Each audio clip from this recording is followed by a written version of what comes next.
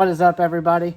Want to do a cool video here. I want to talk about scary movies and, like the thrillers and the slashers, specifically the slashers today. And I want to talk about the ones that I've watched recently, which is the original Halloween. We watched the very first, which was their 50th anniversary of Texas Chainsaw Massacre. We watched Winnie the Pooh, the horror movie 1 and 2, and we also watched The Mousetrap. So we watched old slashers and we watched new ones. We're going to do kind of an overall talk about them.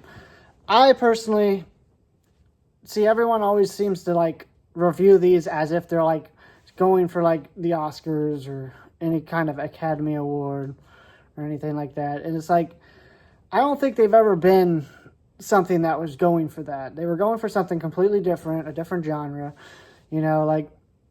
I think it's one of those things where we get to enjoy it by watching some bad acting, some horrible decision making, and I just generally think that overall it's just about laughing with your friends about the decisions these people make.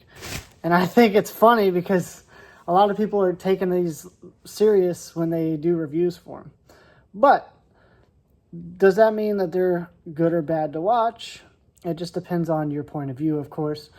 The way I look at them is I like watching them with my friends, and I like laughing and saying, oh yeah, there you go. Go ahead and do that. That's going to be a great decision.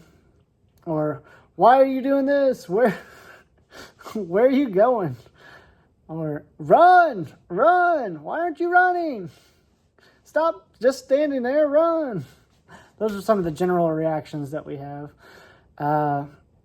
So I just wanted to break these ones down for you. So the original Halloween, 1978, I think this was a great one. It was a low budget. Clearly they didn't have a whole lot of money into it. And I don't think they ever expected it to be something as big as it was.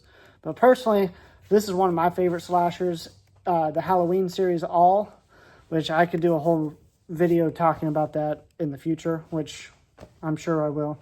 But I enjoy watching this one, and it's just a good start to watching some slashers. If you're going to watch some slashers, I recommend starting with this one. It's a good one to break the ice with.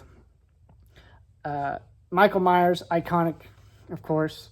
And yeah, I just think that it's funny, watching the old dramatic, like it fades away before it actually kills them, or like they're just standing there and it's like, oh no, I'm dying, and it's like, really? But it was 1978, and they worked with what they could. But personally, I think it's a good one to watch. So I do recommend watching this one if you want to watch a classic slasher movie. And then, of course, you got the 1974 Texas Chainsaw Massacre, the original. Personally, this one, if you're going to make a lot of mock-ups of something, make fun of it, or whatever you want to say, I personally think that this one's great to mock. It's just bad story plot, bad acting. I don't know. I find it hilarious to watch with friends and laugh at, but I find it's very whiny. The main character, one of the main characters at least, the one that's in the wheelchair, he just seems very whiny the whole time. And eventually he gets killed, so, you're kind of like, okay, well, at least that happened. But definitely a strange type of movie, and they never quite made these movies yet. This was one of the first, and it's loosely based on a true story, so look it up if you want. But I think overall, I probably would watch this again just with friends, like I said, to make fun of it and whatnot. But other than that, it's not one that I'm just going to pop on my own just to watch. It's definitely like grab a group and be like, hey, let's have a laugh. Now we're going to talk about the Winnie the Pooh Blood and Honey series, both 1 and 2. First off, I want to say 1 was like, the acting was just way, way bad. Back in 2023, this is when this one happened.